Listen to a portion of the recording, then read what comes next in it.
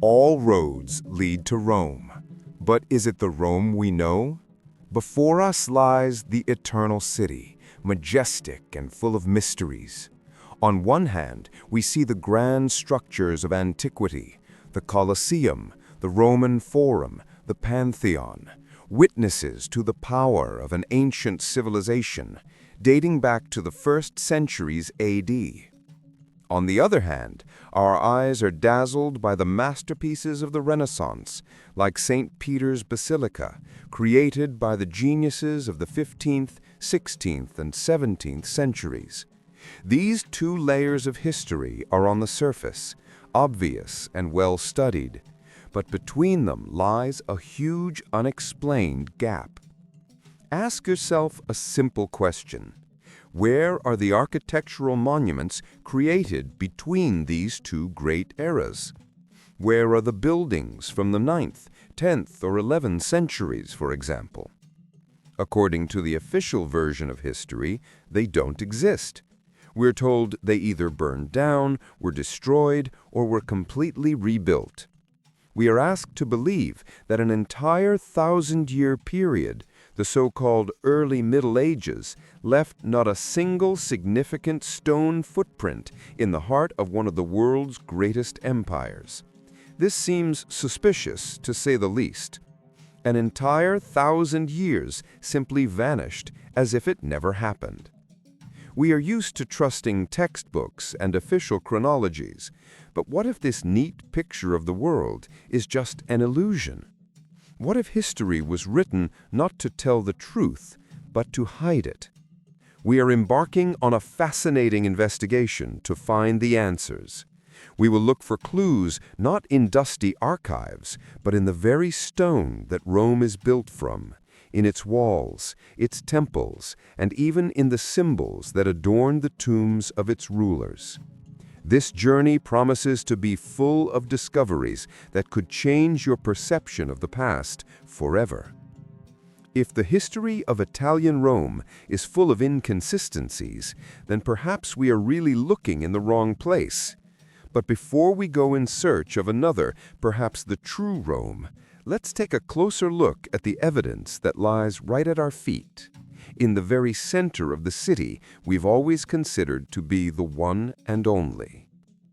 Our investigation begins in the Vatican, a state within a state, the residence of the Roman popes. It is within its walls that the first, and perhaps most important clue is hidden, a clue that calls the entire official timeline into question. Official history claims that these powerful fortifications, known as the Leonine Wall, were built in the mid-9th century under the direction of Pope Leo IV. Their purpose was to protect against sea raids by Arab Muslims who had recently plundered the old St. Peter's Basilica. And within this seemingly straightforward historical fact lies the first serious anomaly. Look at the shape of these fortifications. They aren't just high walls, they are a complex system of bastions, designed so that defenders could create a crossfire, leaving no blind spots for attackers. This type of sophisticated and effective fortification, known as a star fort or Italian tracé, according to the very same official history, only became widespread in Europe in the 16th century with the development of artillery. It was the advent of powerful cannons that made old medieval walls useless and forced military engineers to invent a new geometry of bastions capable of withstanding cannonballs. This means that Rome was a whole 700 years ahead of the military engineering of the entire planet. Could 9th century engineers have created a fortification perfectly suited to withstand cannons that would only appear centuries later? It seems absolutely incredible. Either we have to admit that the 9th century Vatican was home to visionary geniuses, or we have to assume that these walls were built much later, precisely in the 16th century, and their history was deliberately aged.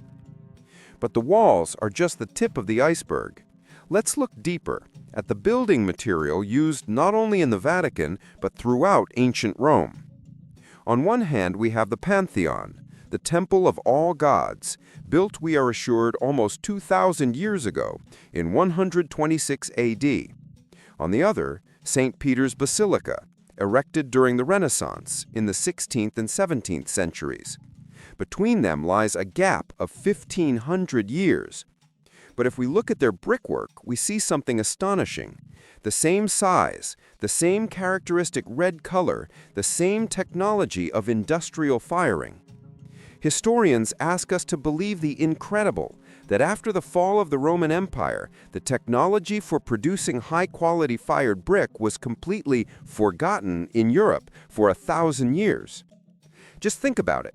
Humanity, having learned to build warm, strong, and durable houses, suddenly forgets this basic and extremely useful technology, only to remember it again centuries later. Can you forget fire, the wheel, or the potter's wheel? Brick production is essentially the same technology as firing ceramic pottery, just on industrial scale. This isn't complex nuclear physics, but a basic manufacturing process. Brick houses are 4 to 5 times warmer than stone ones, and their construction is less labor-intensive than quarrying and laying stone blocks. In the cold European climate, abandoning such a technology is equivalent to voluntarily stepping back into the Stone Age. It's simply illogical.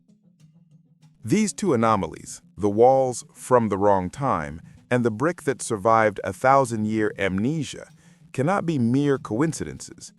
They suggest that the entire official timeline of events may be wrong. What if the time gap between the Pantheon and St. Peter's Basilica is artificial? What if these buildings, presented to us as creations of distant eras, were actually built around the same time, using the same technologies? If so, the entire history of Italian Rome begins to crumble like a house of cards. This forces us to return to the question asked earlier. If here, in the heart of the Catholic world, we see signs of possible falsification, shouldn't we look for the true center of that ancient empire elsewhere? Perhaps in the city that historians modestly called the Second Rome. If the history of Italian Rome is full of such glaring inconsistencies and anomalies, then we must ask ourselves, are we looking in the right place? There's a famous ancient proverb that everyone knows: all roads lead to Rome. It's a beautiful, figurative phrase that has become an axiom. But let's for a moment turn away from the history books and just look at a map. Geography is a stubborn and impartial science. Do all the world's roads really lead to the Apennine Peninsula? Italian Rome is located on the so-called Apennine Butte, off the main thoroughfares of Eurasia. To get there, you have to deliberately turn off the main routes and head into a kind of geographical dead end. It's a wonderful place for a vacation, but it's hard to call it a natural center where all the threads of world trade and politics converge. Now let's transport ourselves mentally to the east, to the city now called Istanbul, but formerly known as Constantinople. Look at its location. It's a perfect center, a true crossroads of civilizations. Here, in the narrow strait of the Bosphorus, sea and land routes from Asia, Europe, and Africa meet. Caravan trails from Persia and China, trade routes from North Africa and Central Asia, and river arteries from the depths of Europe all lead here. To control this city is to hold the key to all trade locks, to manage the financial and commodity flows of entire continents. It is precisely such a place that would logically be called the center of a great empire, where all roads truly lead. There is another interesting clue hidden in the name itself. Italian Rome is called the Eternal City. But let's listen to the name of its eastern rival, Constantinople. At its root is the word constant, which means permanent, unchanging. In essence, this is a direct translation of the concept of eternal. Historians, of course, call Constantinople the Second Rome, but what if they simply got the order wrong? What if, judging by brick technology and geographical location, it is Italian Rome that is the second, younger city, and the true original Rome was the city on the Bosphorus? Based on these facts, a bold but logical theory emerges. Constantinople was the true center of the great empire we call Roman, and Italian Rome was, at that time, just a provincial backwater town. Its history before the second half of the 15th century was quite modest. The main cities in central Italy then were Florence, the capital of the powerful Duchy of Etruria, and Siena, the first capital of the Papal States after the expulsion of the last Latin patriarch from Constantinople. Incidentally, the symbol of Siena, like Rome, is a she-wolf. This is no mere coincidence. It suggests that these cities were closely connected, and for a long time the primacy was not held by Rome. It seems that at some point in history, a grand substitution took place.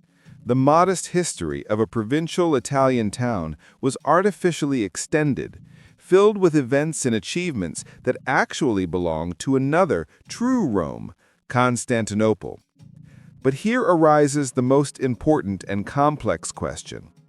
If Italian Rome was just a province, how did it manage to become the center of the most influential and wealthy organization in the world, the Roman Catholic Church? And what, in that case, was the Roman Empire really, if its capital was in a completely different place and its history was possibly deliberately distorted? The answer to this question may be even more shocking than the idea of moving the world's capital itself. To understand how a modest Italian city could rise to the pinnacle of the world and become the center of a powerful organization, we need to completely discard our usual notion of empires. We were taught that history is first and foremost the history of wars and conquests, but wars are merely the consequences of failed treaties. At the foundation of any civilization lie production, trade, and economics. Armies are only needed to protect economic development and maintain order. If we look at the past from this perspective, a completely different picture emerges. The Roman Empire was not a unified state in our modern sense, with a rigid, centralized government and an autocratic emperor. It was rather a global economic system, a kind of corporation or franchise that united many different lands and peoples under its banner.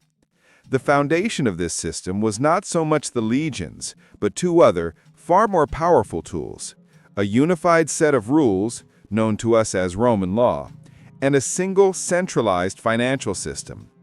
This system was extremely beneficial for all its participants.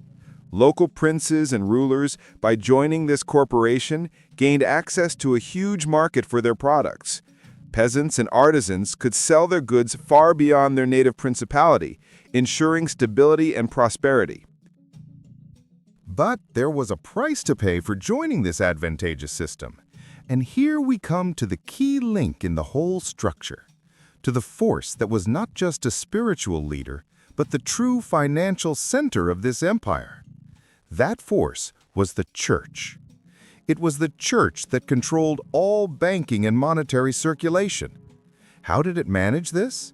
Very simply, it declared the charging of interest, or usury, to be a grave sin for any private individual.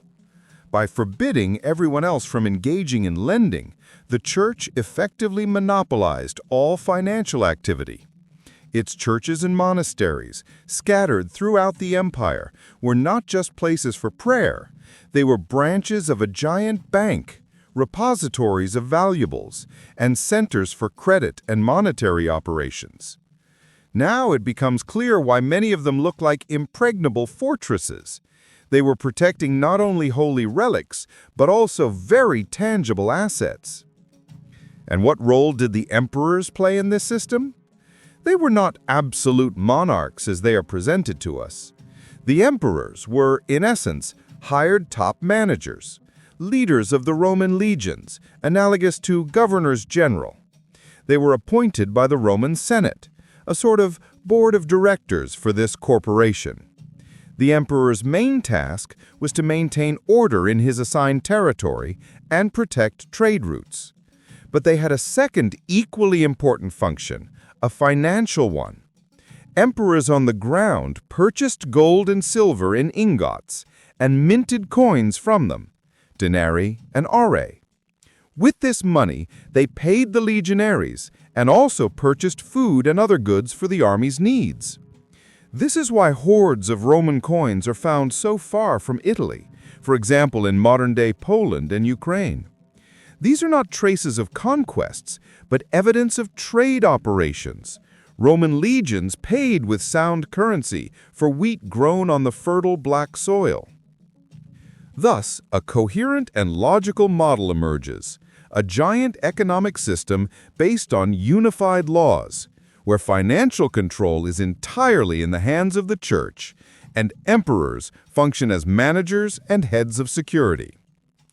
This powerful and seemingly unshakable financial religious monopoly ensured stability for a long time. But nothing lasts forever. Gradually, new, wealthy, and ambitious players began to appear on the historical stage. National monarchies that no longer wanted to tolerate the dictates of the church bank. They wanted to break this system and gain control over finances for themselves. What happened when this colossal tension between the old monopoly and the new forces reached its boiling point? We know this confrontation as the Reformation and the religious wars. But behind the disputes of faith lay a brutal struggle for economic dominance. And it is at the epicenter of this struggle that the key to the most terrible secret of the Vatican lies. The conflict that shattered this well-oiled economic system is known to us from textbooks as the Reformation. It is presented to us as a purely religious dispute, a clash of theological doctrines, but in reality, it was a brutal and uncompromising war for control of the global financial system. It was, to use modern language, a hostile takeover attempt, where the new national monarchies rose up against the old transnational corporation, the Church. And it is at the very heart of this financial and ideological cataclysm that the solution to the greatest secret of Christianity lies. A secret that was so carefully hidden that it took centuries and the rewriting of entire volumes of world history to conceal it. Prepare yourself, because the following hypothesis may seem shocking and even blasphemous, but it flows logically from all the preceding inconsistencies. What if the central event of Roman Christianity, the martyrdom that ended the earthly journey of the Apostle Peter, did not happen in the 1st century A.D., in the distant era of ancient emperors? What if this event occurred 1,500 years later, at the very epicenter of the Reformation, in the 16th century? According to this version, Peter was not just a distant historical symbol. He was a real living participant in those events, a supporter of Martin Luther's ideas. Luther and his followers, the Protestants, demanded that the church be cleansed of everything non-Christian. And what was the most non-Christian element in the papacy structure from an economic point of view? Of course, its monopoly on banking, lending, and the collection of interest, everything that turned the church from a spiritual institution into a giant commercial enterprise. It turns out that Peter was an internal reformer who spoke out against the Vatican's financial system from within, and for this he was subjected to the ultimate punishment. This seems incredible, but let's go back to St. Peter's Basilica and look at the evidence left in stone. Let's approach the tombs of the popes who reigned during that very era. Here, for example, is the tomb of Pope Gregory XIII. On either side of the pontiff's figure, we see not angels or saints, but pagan deities. On the right is Minerva, the goddess of wisdom, and notably war.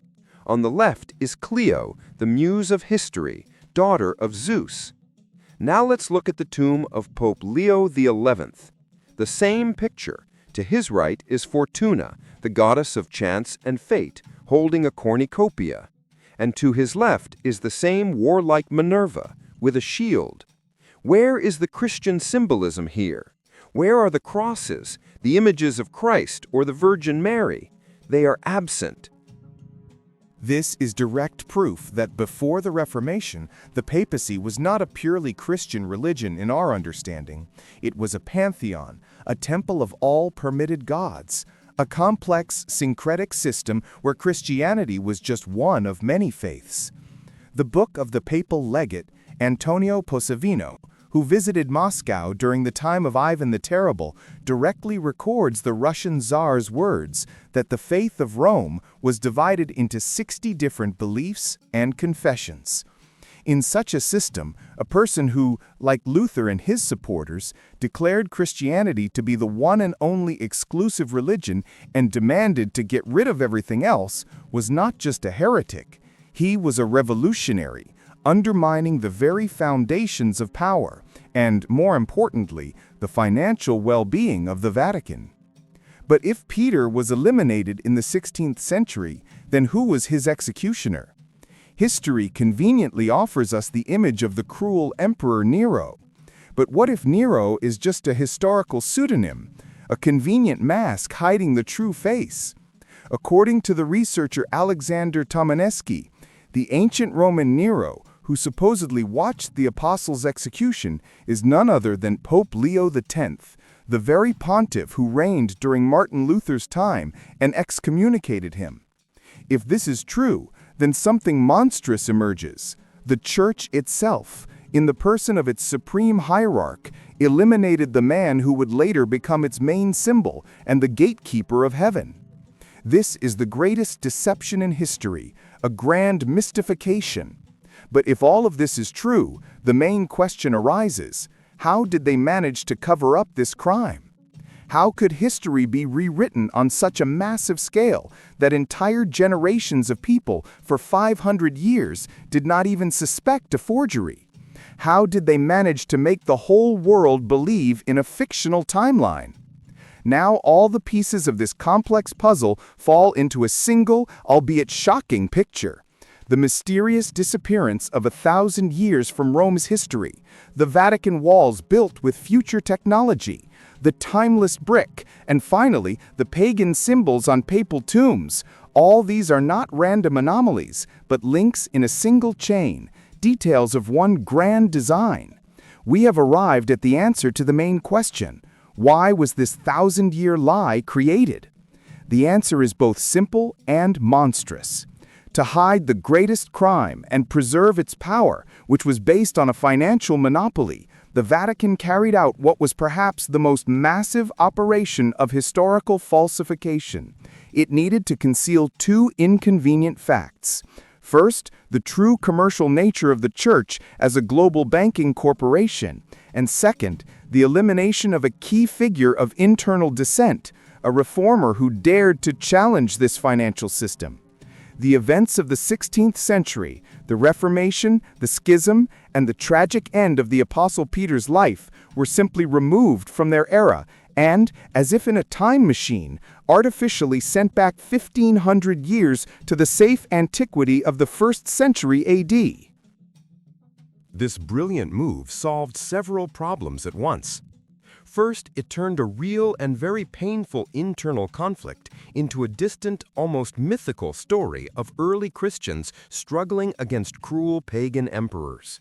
Second, it securely hid the economic motives for the execution behind the screen of religious persecution. But this manipulation of time created a huge problem.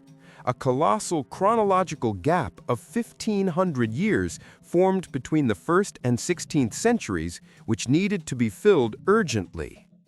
Thus was born the era we know as the Dark Ages, a convenient historical vacuum that could be filled with any content. It was to fill this void that entire dynasties of fictional rulers were invented, non-existent empires were drawn on maps, and chronicles were written about wars that may never have happened. Thus, the entire history we know is, in essence, a brilliantly executed marketing move, a commercial project created to legitimize power and conceal inconvenient truths. And the apotheosis of this project was the transformation of its own eliminated opponent into its main symbol and brand. The man who went against the financial system of the church was posthumously appointed its guardian. The keys of Apostle Peter, which he held, became more than just a symbol of faith. They became a symbol of absolute power over the main asset of this corporation, human souls. The golden key to the gates of heaven and the silver key to the gates of purgatory. This is the key to the monopoly on forgiveness, and consequently to the most profitable commodity of that era, indulgences. Without them, the chances of wealthy parishioners getting into heaven were negligible.